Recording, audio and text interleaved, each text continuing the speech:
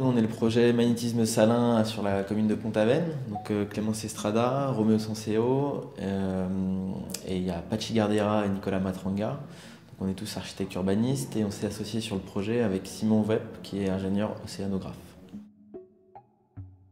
C'est la troisième fois qu'on participe à Europan, c'est la deuxième fois où on est lauréat, enfin nominé.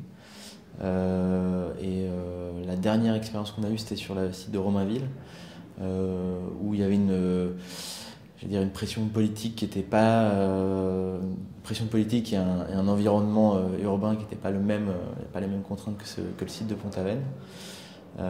Du coup, on avait envie de se consacrer sur des sites avec une envergure un peu moins conséquente qu'un site très contraint comme celui de Romainville. On a choisi de réfléchir au site de Pont-Aven parce qu'en fait on a une manière de travailler qui prend en compte le travail avec l'existant, le déjà là, et on travaille sur des territoires qui sont ceux du Pays Basque, ceux de Paris et dernièrement de la Bretagne.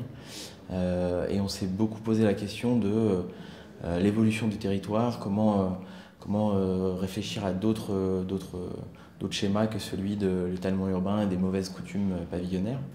Et ce site de Pont-Aven en est un bon exemple, c'est-à-dire qu'on a une friche industrielle en entrée de ville qui représente 3 hectares, à peu près presque un tiers de la surface du centre-bourg, donc avec une réserve foncière qui est absolument phénoménale par rapport à l'existant, à ce qu'il y a déjà là. Donc voilà, c'était d'essayer de réfléchir à la mutation d'un territoire comme celui-là et l'impact que peut avoir l'urbanisme, l'architecture et le travail territorial sur des morceaux de bourg comme celui-ci.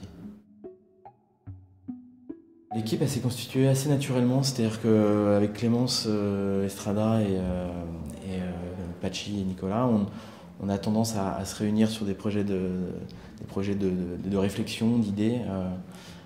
Et Europan, pour nous, c'est un bon moyen de réfléchir, de continuer des ambitions, des intuitions qu'on a sur le développement des villes, sur le développement de l'architecture, sur le développement de nos idées, ce qui nous regroupe.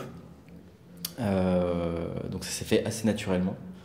Et après, pour ce projet-là, on a eu des intuitions sur des éléments très liés à la rivière et à l'eau. Et donc on s'est rapproché de Simon Webb, qui est ingénieur océanographe, pour conforter nos intuitions.